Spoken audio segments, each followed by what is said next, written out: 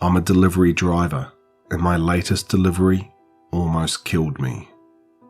By JamFranz. I don't think my last customer was entirely human. It was my final delivery of the night. I hadn't initially planned on taking any more, but when it popped up, I figured one more wouldn't hurt. I've never been more wrong about anything in my life. I reread the instructions as I waited for the order. Hand food directly to customer. Location, Grand Plaza Hotel, room 1104. I don't usually like delivering to hotels. It can be hard to find free parking, and sometimes you can't even use the elevators without a hotel key. The tip was massive though. There was no guarantee they wouldn't change it afterwards, but if they didn't, it was going to go a long way towards my food budget for the month. The hotel loomed over me as I pulled in, an imposing figure of dark brick and shadowy stone arches. I couldn't help but notice that of the 15 floors, not a single room appeared to have a light on. The lot was empty, so at least parking wasn't a problem. The only light visible was coming from the lobby, but I couldn't see a single person inside when I approached the glass doors. It was only 8:30 p.m, so I doubted the check-in desk was closed. To my surprise, the doors did open. It was so nice inside, I figured I'd definitely need a room key to use the elevator. There were golden accents in the thick wooden check-in counters. A wide fireplace was flanked by chairs that were shaped so unnaturally no person I've ever met could have sat in them. I've never understood why many of the older, ritzier hotels always seem to have dark floor-to-ceiling wood paneling, but no windows. The ornate chandelier cast weak amber light from vaulted ceilings high above my head, but I still couldn't shake the feeling I was in a box and about to be buried 6 feet underground. My shoes squeaked on the marble floor and echoed loudly in the otherwise silent lobby as I looked for any sign of life. The stark silence put me on edge. Where was everyone? Some of the winding hallways off the lobby were completely dark. The longer I stared into the shadows, the stronger the feeling that something was staring back at me. Something that could see me far better than I could see it. Just moments before, I'd been feeling incredibly alone. I found myself longing for that once more. I messaged the customer, wondering if they'd come downstairs. Maybe I could even wait outside. I smiled at the thought. I wanted out of there ASAP. "Would you like to meet me in the lobby?" I typed out to them through the app, hopeful. No. I sighed and couldn't shake the feeling of eyes on me as I sought out the elevator. I pressed the only button anxiously, and it took me a moment to notice the embossed metal below it said down, despite me being on what appeared to be the ground floor. Sure enough, I could hear the whirring sound of machinery as it approached from beneath my feet. The doors opened to reveal an ancient-looking interior of dark bronze and wood, but there were no buttons, simply what I guessed was a hand crank. I stood there, unsure of what to do for a moment. The door stayed open, appearing to patiently await my decision. I shuddered at the thought of ending up stuck in some weird basement, or worse, between floors, so I reluctantly headed towards the stairs. It hit me when I reached the second floor. If it was a manual elevator, who'd been operating it on those lower levels? I quickened my pace. Looking back, I wish I'd never gone upstairs. I wish I'd just got the hell out of there. Maybe if I'd turned around and left, my hours wouldn't be numbered. But who knows? Maybe I was doomed from the moment I accepted that order. I complained to myself as I kept climbing upwards, legs burning. At that moment, I was pissed off at everything. I hated the creepy-ass building, I hated the elevator, and I hated the customer for making me walk what would end up being a total of 20 sets of stairs. If I'd known I would have been doing that much cardio, I would have brought my frickin' inhaler. Further increasing my frustration were the stairs themselves. They started out as wide marble steps in the lobby, but on the second floor transitioned to heavy wood that creaked with each step, tucked into a walled section on the far side of the building. They felt wrong. Some steps seemed wider than others, some were narrow and shallow, others were steep. It didn't help that the stairwell was poorly lit either. The customer kept messaging me over and over as I climbed. "Where are you, Amy?"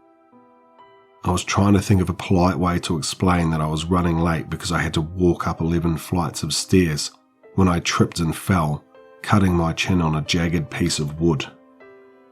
By the time I reached the 11th floor, I was nearly crawling, and blood was trickling down the front of my shirt. I leaned against the wall, panting. The blood from my cut seeped into the strangely patterned carpet, which seemed to take it in thirstily without leaving so much as a stain. To my relief, the hall was mostly well lit, although there were areas where lights flickered off and on, leaving some sections dark. But for the most part I could see everything from the dark walls to the heavy wooden doors of each room. I realized that there were no room numbers anywhere at all. I sent out a message to ask how I was supposed to find room 1104, and the customer immediately wrote me back, "I'll find you." The light above me chose that moment to flicker and die. The moment it did, I was thrown into an absolute darkness like I'd never experienced before. It felt as if perhaps light had never existed in that place at all. There was just a deep, liquid blackness that forced its way into your nose and mouth, filling your lungs, threatening to drown you. Perhaps, I thought madly, perhaps I'd never seen light before at all. Maybe all I'd ever known was darkness. I walked what felt like an eternity, far longer than the few feet of unilluminated hall I'd seen before. I went to brace myself against the wall just to feel something solid at my fingertips, when I realized the walls weren't there. It hit me then that there was no guarantee I was even walking in the right direction. Crazy thoughts floated through my head. Maybe I'd be stuck there forever, breathing in the blackness, feeling it pour into my skull through empty sockets, because who needs eyes in a place without light? I found myself laughing hysterically at the thought, a wet, sputtering sound, when I bumped into someone in the hallway.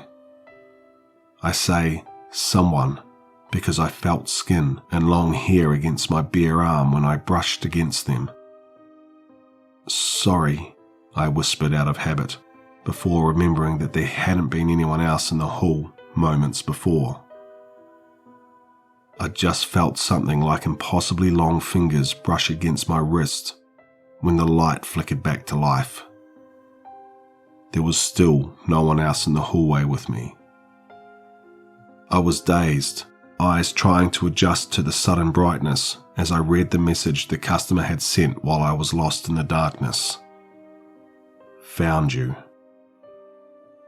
In the distance, I could make out what sounded like something dragging along the carpet. I looked up just in time to catch a brief glimpse of the source of the sound. It was pulling itself towards me, visible for only a moment before the lights in the section between us went off. The thought of that thing coming towards me, those black pinpoint eyes, its intense hunger I could almost feel on the air, with nothing between us except for the unlit hallway, filled me with a visceral fear unlike anything I'd ever experienced before.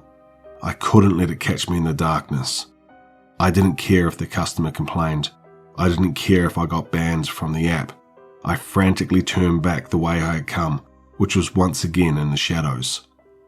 I paused, desperately hoping that the light between me and the stairs would flicker back on. That black emptiness. No, it wasn't empty. It was too much. I trembled at the thought of forcing myself to go back in. The sound of the crawling from down the hall became louder, closer, and it was enough to convince me that I couldn't wait. I needed to go back through the unlit section. It wouldn't be as bad the second time, I lied to myself. I ran the entire way. At first, I tried holding my breath, but soon enough found myself gulping in lungfuls of the wet, stale air, choking on it as my airways began to close. I found myself again becoming disoriented, borderline hysterical, when something pulled at my clothes. Long fingers wrapped around my ankle, pulling me to the ground and dragging me backwards. It brought me back to my senses, and I did the only thing I could think to do. I swung the takeout order behind me as hard as I could. Styrofoam squealed as it connected with something solid. Whatever was there with me in the dark released me for a moment. It was enough for me to get back on my feet and run until I reached the stairs, which I descended 2 steps at a time, wheezing. I really regretted not bringing my inhaler. I heard the sound of flesh against wood on the stairs above me. It moved fast, faster than I would have expected it to. I tried to balance speed with caution, because if I fell and it reached me, well, I knew I'd never get back up again. I made it to the lobby and bolted towards the exit, just in time to hear it move along the smooth marble behind me. I didn't look back. I ran until I was in my car and locked the doors. Only then, exhausted, did I finally glance back into the lobby. There was no one there. Although it felt as if days had passed, my phone said it was only 8:32. I'm still not sure what that place was. I've looked everywhere and I can't find any evidence that the building exists, or ever had. After that night, I couldn't work my delivery job anymore, even if I wanted to.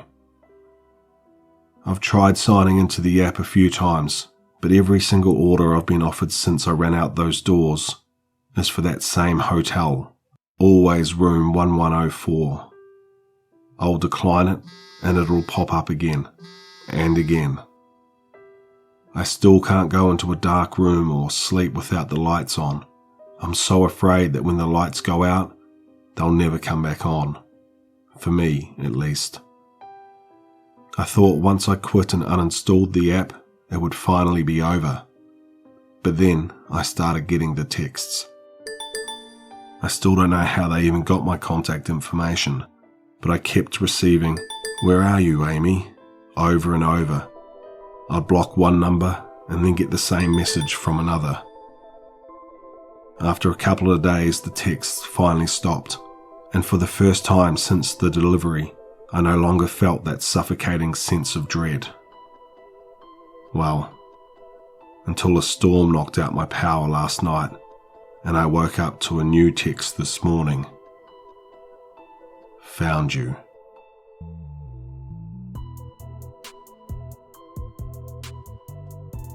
I just want to thank JamFranz for allowing me to narrate this story.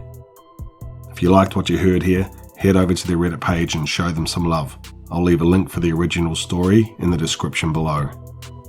If you're new here, please consider subscribing, and as always, stay tuned for one more nightmare.